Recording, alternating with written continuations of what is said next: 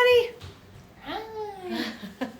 Hi. If any of you are wondering, today is the very first day in our whole relationship. How long have we been together?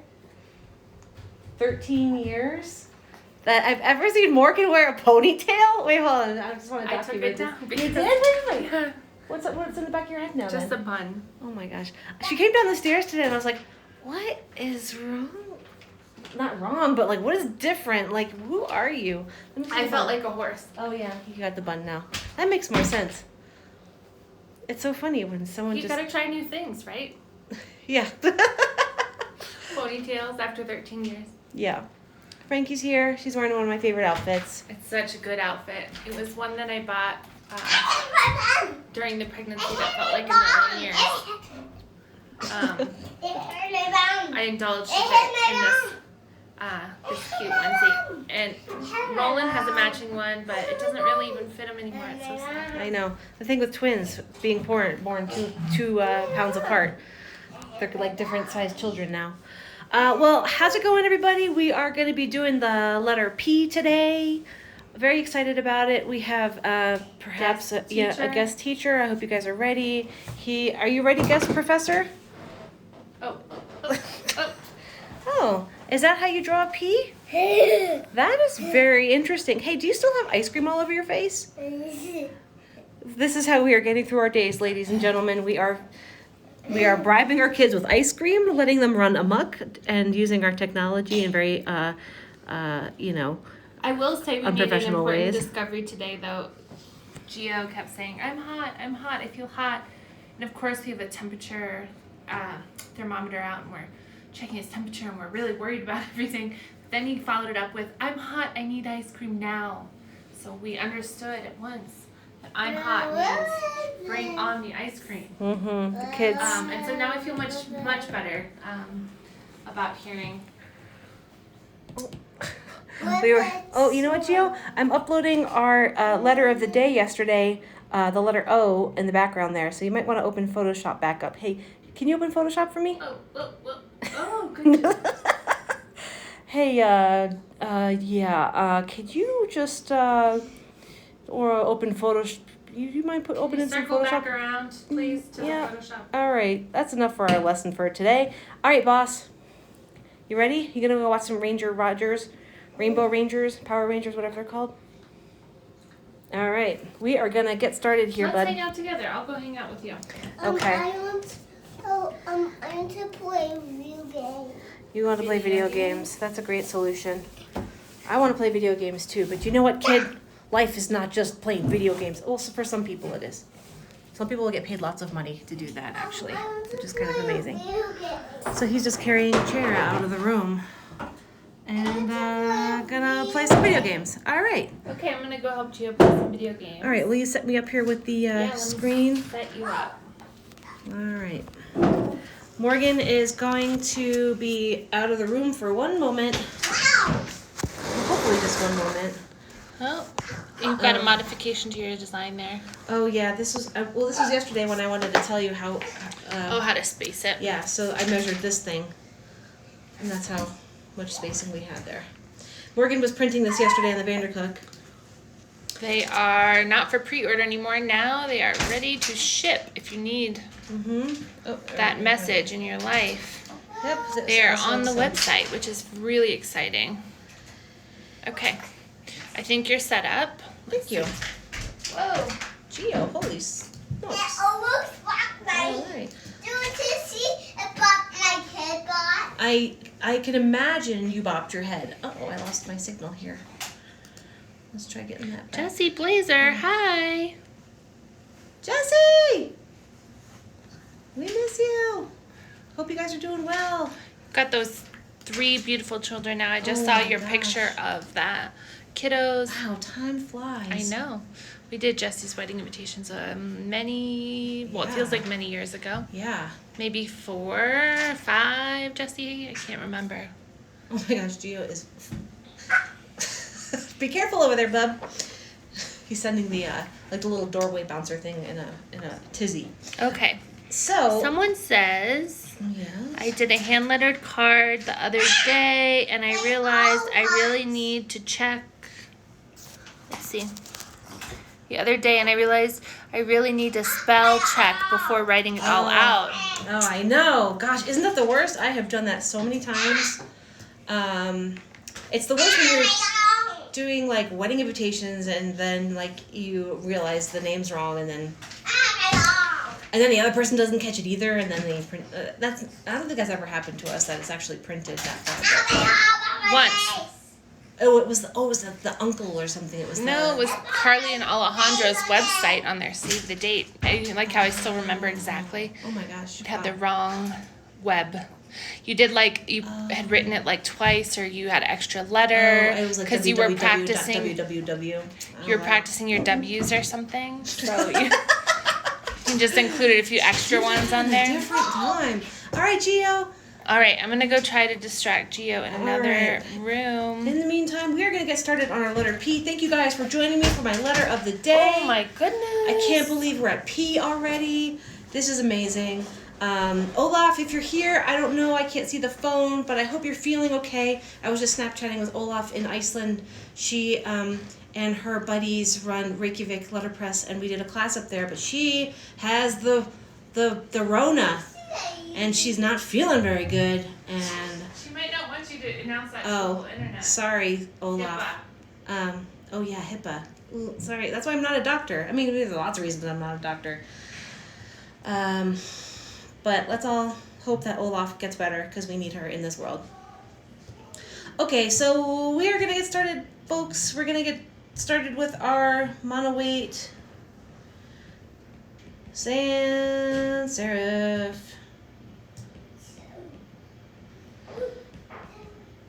Probably one of the harder types of lettering styles to do, but you know what? I believe in you. Like Olaf says, I believe in you. I know you can do it. So with our capital P, we're going to go through our sans-serif styles today. We're going to do our serif styles, and we're going to do our script styles for the letter P in capital and lowercase. If you guys have any questions, feel free to type them out. Morgan will see them when she comes back from, I don't know, hiding our child in a basement until this class is over. I don't know what she's going to do with them. We already gave him ice cream. I don't know what else we can do. But if anyone can do it, Morgan can. So we're going to start off our sans-serif capital P with our singular stroke, which is also called the stem because it's sort of the core, the body of your letter form. And we're going from the cap line here to the baseline. Oops, baseline. And, you know, I'm trying to keep these sort of relatively straight on the ends, but as you can see, my pen has a little bit of a roundness to it, so it's a little wonky, but, you know, I'm not going to beat myself up over it. I can always, tailor it at the end. And what we're going to do here is we're going to sort of make our outer shape. So I'm going to start on this side of my stem, and I'm going to come out. And I want to, the way that I want to think about this is I kind of want there to be some straight parts on the top and the bottom there. It's not just totally round like this. I think if you do a shape that's very rounded like that, it'll just look very like cartoony, kind of pregnant belly-like. So try to give yourself a little bit of distance here to sort of flatten that out. And then what we're going to try to do is, because we're doing a mono-weight style, which means one weight, we want this weight, the weight of this stroke to be the weight of this stroke, which in other words is you want them to be the same distance. So we're going to try to do our best in retracing our steps there, but it's going to probably be impossible to do on the first try. So if you can't do it on the first try, don't worry. I don't think anybody can. But try filling it in because that will help make it look a little bit more full and complete and give you a better idea of what that shape is and how you'll need to edit it. I am using my iPad down here. I am connected to my screen using the sidecar the option with the new operating system. If you would need clarification or know what that is or need to know what it is more, let me know. I can explain. But it basically acts as a little display. Anyway, I'm saying that because I'm able to use my, oh, goodness. Sorry, our little setup here took a little spill. Everything's okay. Everybody's all right. We're doing all right. I just need to reposition. Hold on one second. Yeah, I'm okay. You know, I almost just flipped my desk over, but it's okay. It's cool. It's cool. Very cool. All right, we're back. Anyway, I'm using my eraser tool in Photoshop, but if you are using paper and pen, you can also use like a white jelly roll or like a white paint marker to sort of erase. I gave myself little like quotation marks, but I know you can't see that, to erase your marks there. So that's a little tricky. It's a little bit of a wonky P. I still feel like maybe this a little too wide, like right here. But you know what I'm gonna do, instead of trying to like perfect that, I'm gonna go ahead and I'm gonna draw another one, because practice, practice, practice. That's how we're gonna get better. So let's draw our stem again. And let's draw our outer shape. And I'm kind of, you know, I'm not exact, it's not like exactly half, you know, I'm not trying to like bifurcate it totally equally in half. But I am kind of, I want it to be just like a little bit below that mean line. You can change the placement of where this P connects to the stem. You know, you can do a very, you know, you can do like a really tall P if you really want. That kind of looks sort of funny, but kind of cool. You can also do a P with like a really, really long bowl that looks just like really droopy, and it's like, hello, I'm the letter P. What can I do for you today? I actually really like letters with really low crossbars and connection points. There's something about them I just really like. My first font that I designed, well, the only font I've ever designed has a very low crossbar. It's called Grandma's Crooked Finger, because it was based on my Czechoslovakian grandma used to point at us with her little crooked finger and tell us not to waste the Raisin Bran. It also probably had flies in it. I don't know. I mean, she survived World War II. I give her props. She could do whatever she wanted. But look how different these P's look. You know, this one is just kind of like normal. This one's like really high. This one's really low. But they all look like P's, and they all have different personalities. So choose that location of your crossbar depending on, you know, how you want that P to sound when that person, you know, reads that word that you write with it. But as you can see, as I was doing this, my mono weight stroke kind of varied. I tend to really just like get very heavy in this area. So, you know, I may want to practice, you know, really fill up this whole line with some P's and try to be a little bit more conscientious that that's my tendency, to get really thick in that area, to try to do my best to reduce that in future P's. But as I do a lowercase p in the mono 8 sans serif style, I am going to start over here at the mean line, also referred to as the X height, which is the location of where all of our lowercase letters will go up to and sit on the baseline. And it's going to go all the way to our descent line, or descender line. So let's try doing some of that. I'm going to start with the stroke, the stem here, all the way from the mean line to the descender line, the descent line. And then, actually, you know what, I'm not going to fill that in yet, just because I want to show you guys the outline of what I'm doing. If you filled it in already, don't worry about it. I'm going to kind of start over here.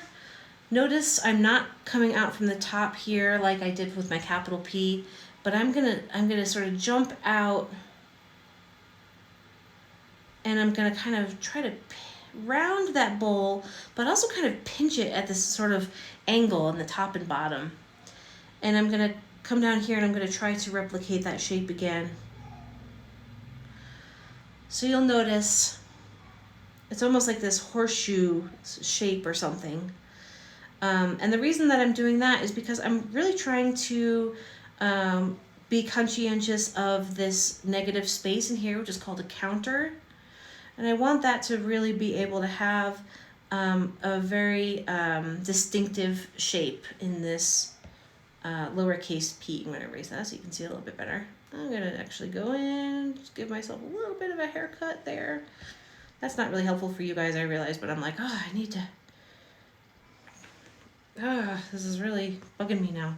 But anyway, the purpose that I'm trying to explain is you don't really just want to plop a circle on the end of your stem.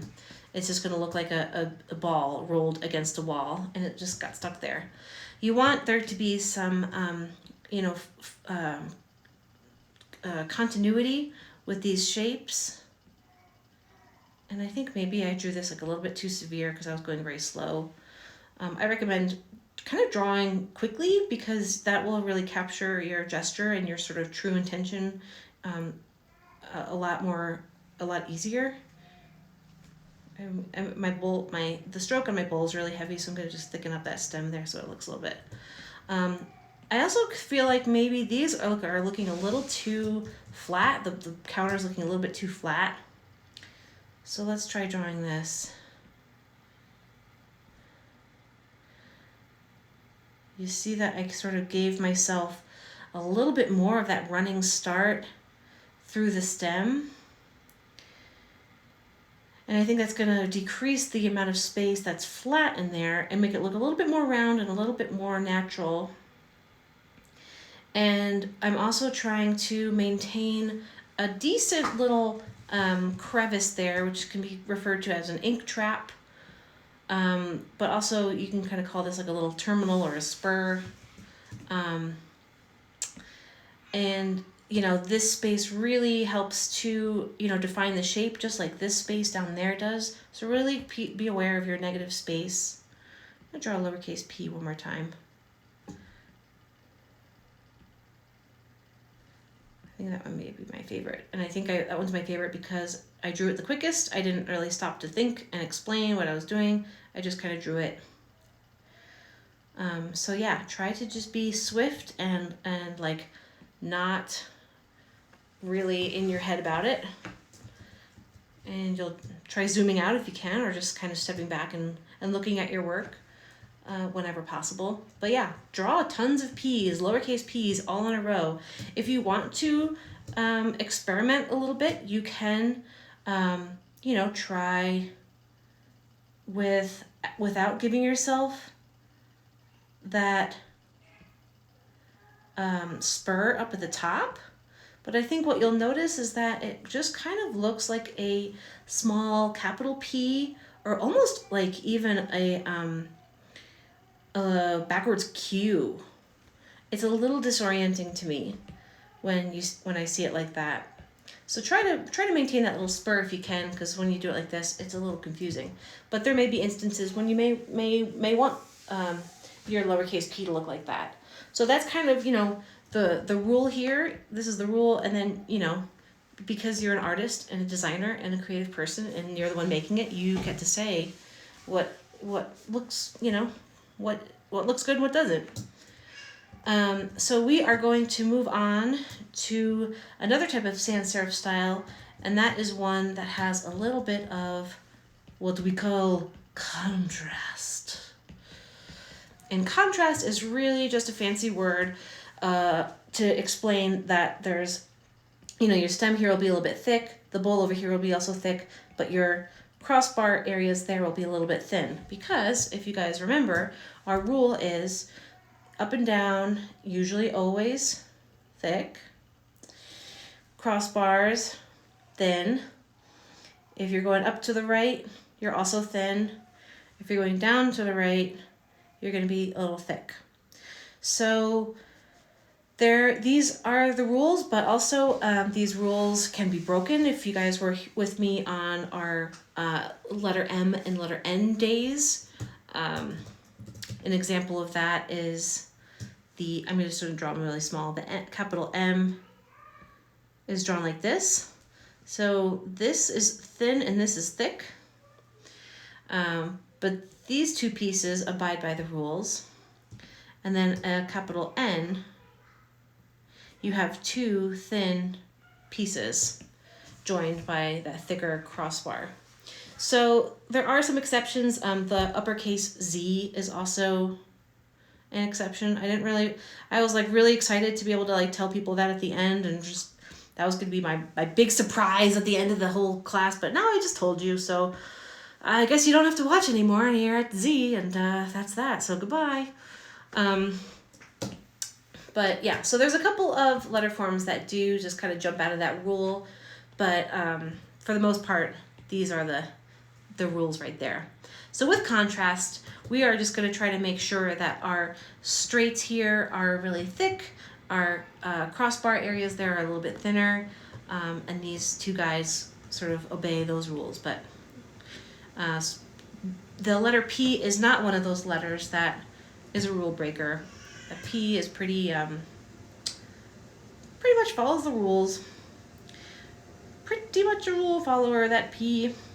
All right, so we are going to start again with our capital P, and we're going to start to the cap line to the base line. We're going to come out. I'm just going to refine that a little bit more. And then I'm going to give myself some contrast here. And again, I'm trying to, I don't want this to be a total hairline. It's not the exact, thickness of my brush pen. It's a little bit thicker.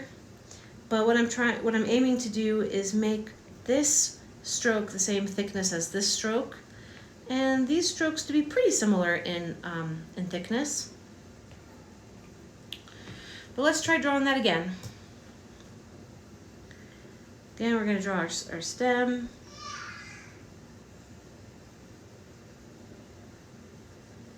And we're going to come out with our bowl. And you can experiment with the sort of amount of contrast that you have. This top is looking a little bit thicker than this, so I'm going to try to thicken this up down here to kind of bring it up to speed.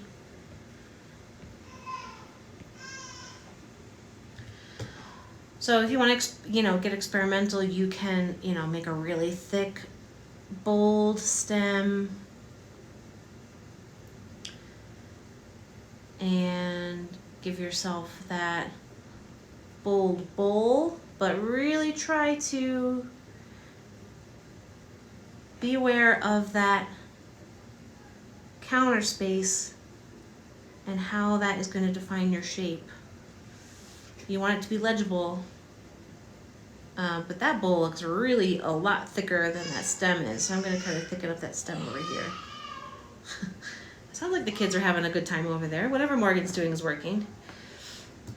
All right, so you'll notice that this counter is not the same thickness as this stroke. When you're doing a bold letter form, you usually have much smaller counters, but you have to definitely be aware of that legibility factor because they can get lost much easier. Drawing bold letters are a little bit tricky to do. So if you want to give yourself a little challenge, try drawing in bold, like a bold extended, and that will be a very proper challenge indeed. So we are going to jump to a lowercase sans-serif with some contrast. So we're going to start from the mean line down to the descent line. And just like how we did it up above, we're going to start somewhere in the middle there. Give ourselves that little bowl shape and then kind of pinch it back. And you're really trying to be aware of your axis here and tapering that contrast as best as possible. You really don't want to, I know it's kind of hard to see because our crossbars here are a little bit thick, but you really don't want to get your thickness into that axis area. The axis area is like a no contrast zone. You just want that to be, well, I think maybe in this case, I think my axis is a little shifted here. This isn't helping prove my point at all. So your axis is more like over here. All right. So you definitely don't want your thickness to be crossing over that axis point. Let's draw another lowercase p. Actually, I'm going to thicken up this stroke a little bit. I guess I also seem to have a tendency to make my bowls a little bit thicker than the stems, but it's okay. You can always make the stem a little bit thicker. If you're doing a whole word, and you found that, by the end your stroke is a lot thicker than the rest of the word, I would then go back and I would thicken up the rest of that word so it's the same thickness as the end. Does that make sense? Let's do another P, lowercase p with some contrast. Let's do a bold extended one for good measure.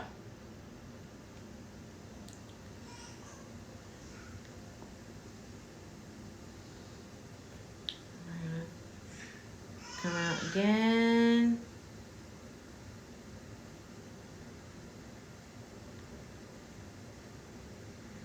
And really try to be aware of that negative space and the thickness and consistency of those strokes.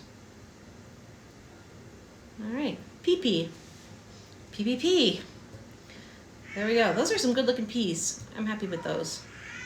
I think they're pretty cute. All right, we are going to jump over to a serif style now.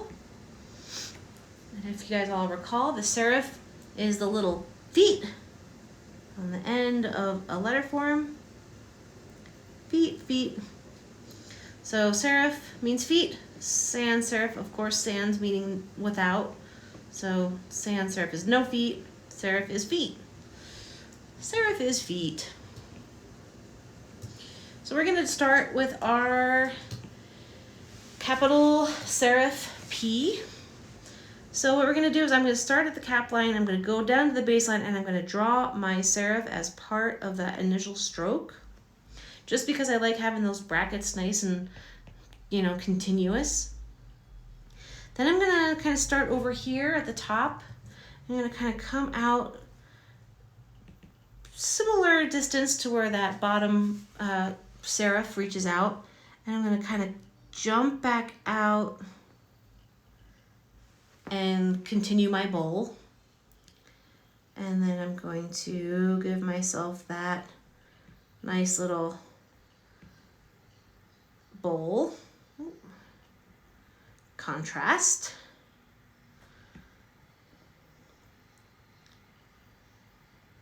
That's a nice little P. Let's try drawing that again. So we're going to start again at the cap line, go down, draw our serif, and come back up. We're going to draw our serif out to the left, and then draw our bowl, and then add our contrast.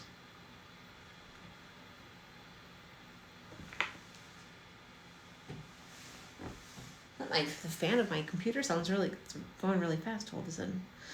Okay, this is a nice little P as well. The way that we've been talking about this contrast is, you really want to envision this ribbon, right? So, no Siri. So you have a ribbon. If you want to curve a ribbon, a ribbon doesn't really curve like that. It gets pinched. So really think of those contrast points as this pinch in the ribbon. You also may want to think of it as, you're in a lane, like a road, and you're kind of just entering that thickness and then exiting that thickness. But keep it within that lane, and then taper it once you're out of that lane. It's another way to think of it. The contrast stuff it can be hard. It can be really challenging to really try to get a nice, clean, just kind of seamless taper there. But you know, it's with practice, it's something that you can do. And oftentimes I find that you are your hardest critic. And you know, often sometimes my students will be like, "Oh my gosh, this looks terrible. I can't take a minute." It's like they really get focused, like hyper fixated on that one little point, and it actually looks fine. But because you're spending so much time, you know, obsessing over it, then it starts to really bug you. So, again, move quickly, move swiftly, move freely, and you will your muscle memory will build and get better. So let's draw some lowercase p's. And if you guys have noticed the way that I start my little lowercase serifs, I kind of, you know, I start at the mean line, but I kind of give it a little bit of a slope there. And I come down and I give my little serif at the bottom. And I think the reason that I do that little slope is because I like how it sort of like draws your eye into that next letter. It's just a little bit more of a easier reading experience for me, I think. So that's kind of why I like to do that. You can definitely have a serif for a lowercase p that just goes, you know, straight out like that. It has a different look, but it's not impossible. I just prefer this. This makes it look a little bit more friendly. So again, I'm going to start kind of in the middle of that stem. I'm going to pull my bowl out. Oh wait, no, I'm not drawing it like that, sorry. And I'm going to draw my contrast. Sorry, forgot what I was doing there for a second.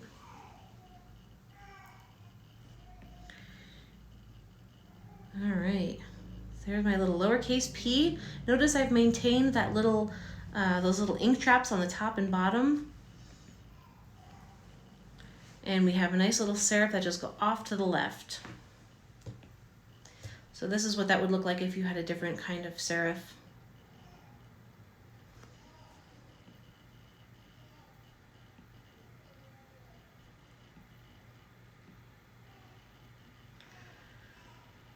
It's very bookish to me. It's kind of cute. I'm into it. These peas seem a little bit flat to me on this, on the bowls though. So I'm gonna try to,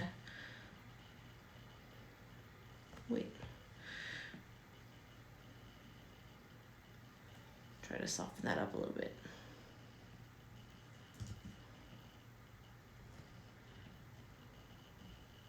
That's a little bit better. I mean, that outer shape is much more round than that inner shape, but that's okay for me. It doesn't quite hit the baseline, but that's all right. I can keep practicing. So those are our lowercase p's, and again, with the contrast, you can do very, very thick p's.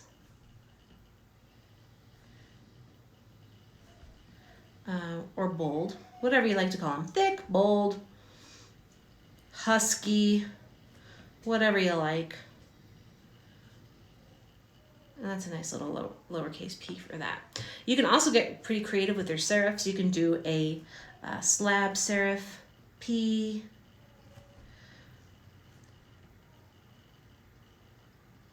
So this is gonna be, let's see, the Slab Serifs are more of like a mono weight style, I guess. But it's called a Slab Serif because this serif, it looks more like a slab than it does like a very, you know, particular, elegant flourish. And yeah, and there's lots of other different ways you can draw serifs as well. I've covered a bunch of options for the serifs in our hand lettering book. If you guys have this, it's part of our pen kit that we have online. It also is available as just a download on our website. So there's that. And now we're gonna do some script P's. I am going to go to my layers palette. I'm going to turn on my script lines here because before, we were talking about very vertical axes. Now we have a very diagonal axis, which is this gray line here. And we're going to use that as kind of our guide for creating a consistent slant in my script lettering. And it's not going to all just be, in that, rigid, breaking out of that. It's not going to not, hold on a second. It will break out of that, that angle once in a while. But this is, again, just a guide for helping you practice. And we have these line guides available on our website as a download for free if you would like to download those and print them out on your home printer. So with our capital P for a script style, what we're going to start with is we're going to also go from the cap line to the baseline, but we're going to kind of start with this nice, elegant sort of S shape. And that's going to get pinched from the top and the bottom. So we've been practicing those contrast curves, like the thickening parts. The script is that's really gonna come into play and be pretty useful. So if you guys need more time to just practice that, you have 24 hours before I go on to my next letter. So here we are, we have that nice little spine, the nice stem for our capital P. And I'm gonna start my script P just kind of behind a little bit. I don't really like that one very much. I'm gonna start over. There we go. The reason I didn't like that other one was it was like too flat down below there. This one kind of has a nice lift from below, which I favor. And then I'm gonna give myself some contrast on that bowl.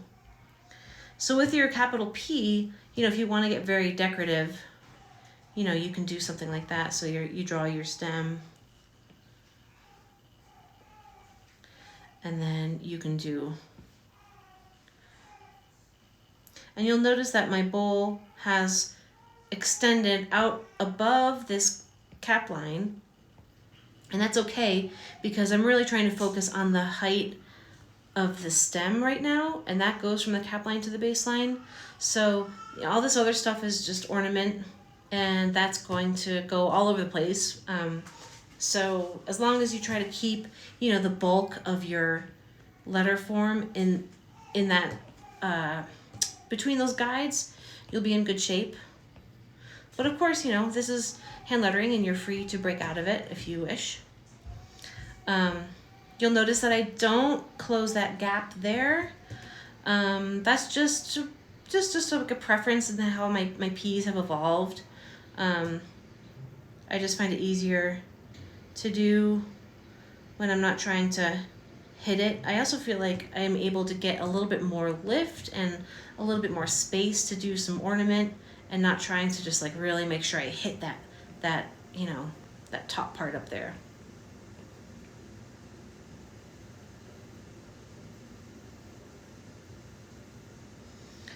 People will still understand it's a P if it's done well. So for my lowercase p's, and I will take some questions at the end. I'm sorry I haven't addressed any questions yet, but I will take some questions at the end. Morgan has been rallying all the kiddos out there. So with our lowercase p's, we are going to start on the baseline as if we were coming from another letter and their P was in the middle of the word. So we're going to come up to the mean line, and I'm going to give myself a little like what do you call that, little plateau here at the top, a little flat plateau. And then what I'm going to do is I'm actually just going to I'm not, some people make their P's like a very loopy like that. I don't tend to make mine like that, although there are time and places for that. But what I usually do is I actually just make a little like a little spear, very similar to like a stem that I've drawn for serif or sans-serif, but with a little bit of a flare at the end there. And then I come back and I start again in the middle of that stem again, go up to the main line and then come out, and then I come back and I fill in that bowl. You'll also notice that I don't exactly touch that stem with the loop. I kind of keep it a little bit open, but I don't want it too open because then it will look like, you know, it may look like a, you know, like an H or just some other letter form. I don't know, it won't be an H because it doesn't have an ascender, but did I say this was the base line? This is the descender line. I'm sorry if I said that before. Yeah, you just want to make sure that your counter here is informative and it's not confusing. So let's draw this a little bit quicker, as if we're drawing it in the middle of a word.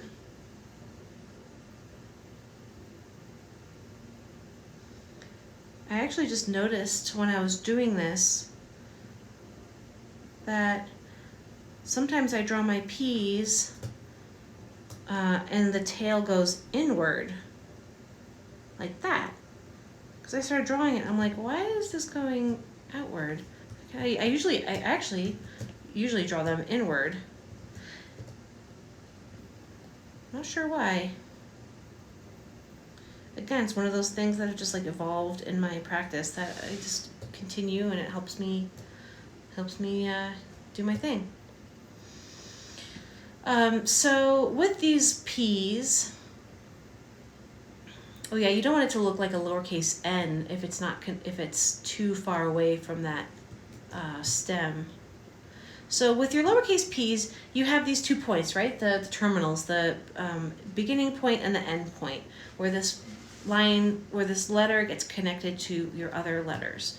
There are some occasions when you're going to be starting up higher, like if you had an O to a P. So you see how that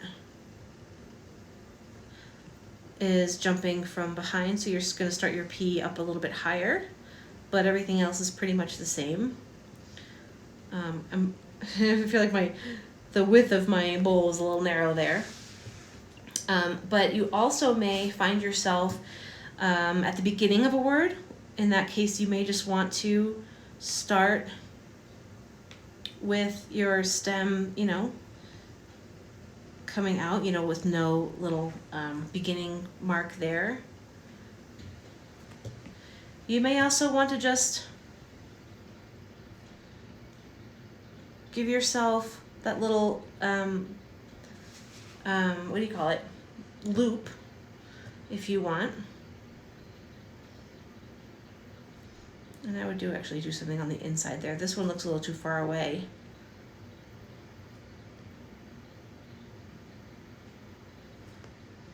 That one looks a little bit better. But I think the reason I don't do the loops is because I feel like it just gets really, really heavy over here.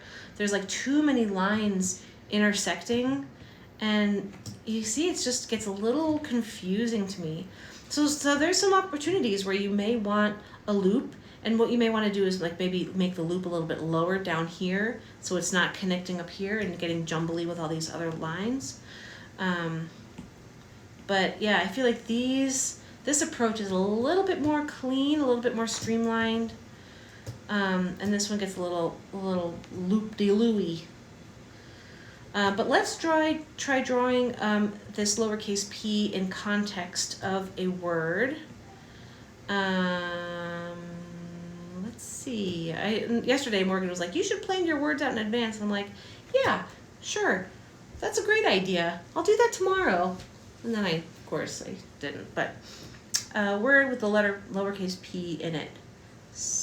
Let's do simple.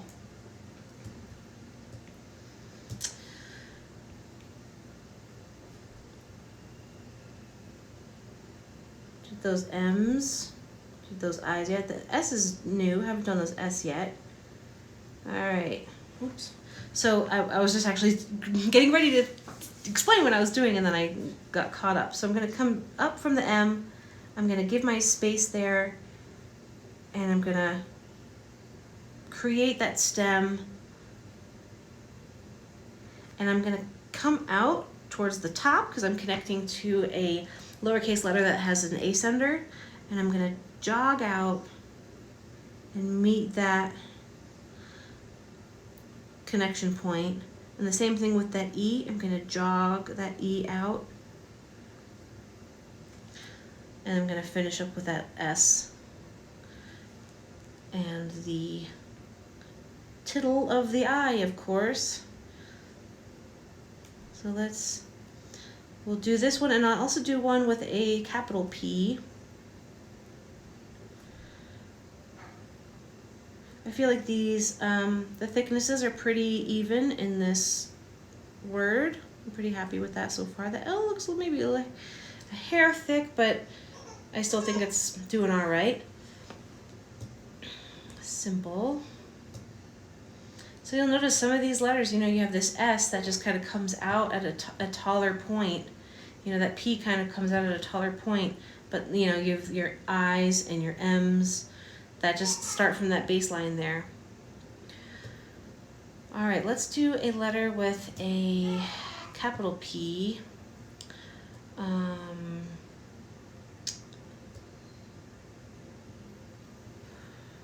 Let's do probably, because that's also has a lowercase p in there.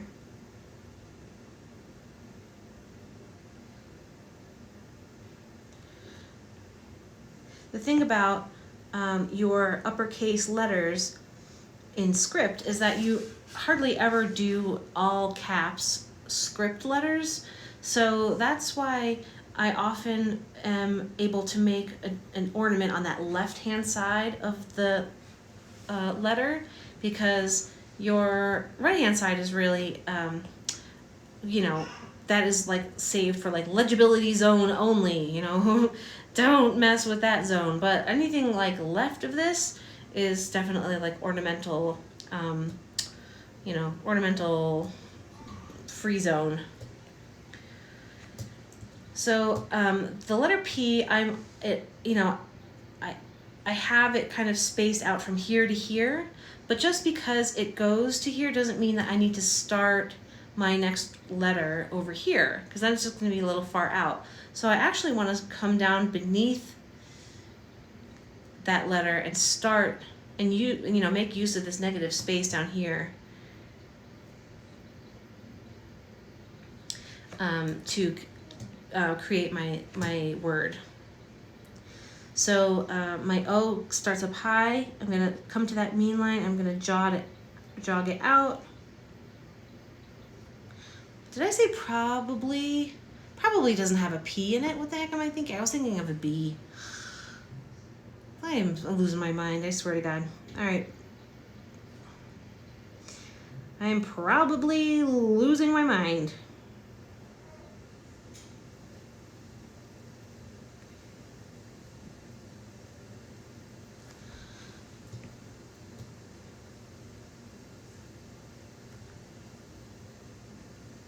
Notice that I just kind of, some of my letters I immediately draw that contrast, and some of them I come back.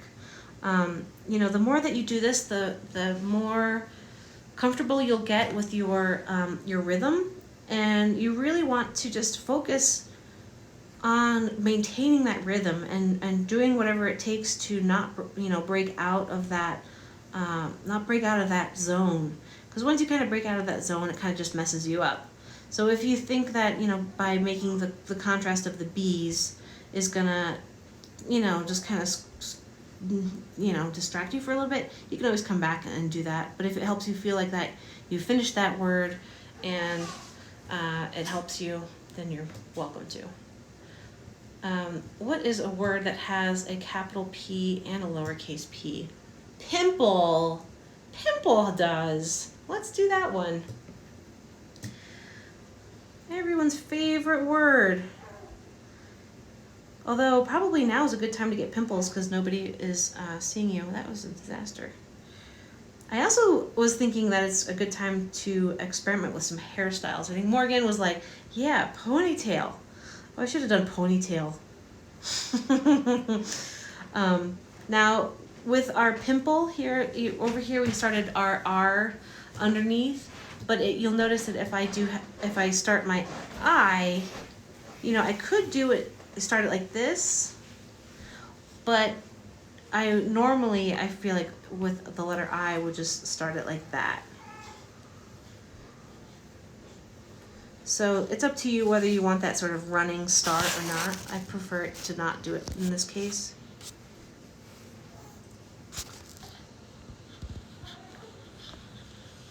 Jogging that out. I'm like, I'm gonna do the word probably because it has a lowercase p in it. Hi, Roland. And then I realized that probably only has one p in it. Morgan's back, in case you guys are wondering. I'm not talking to myself. Do you have any questions, Morgan? I am looking. Okay.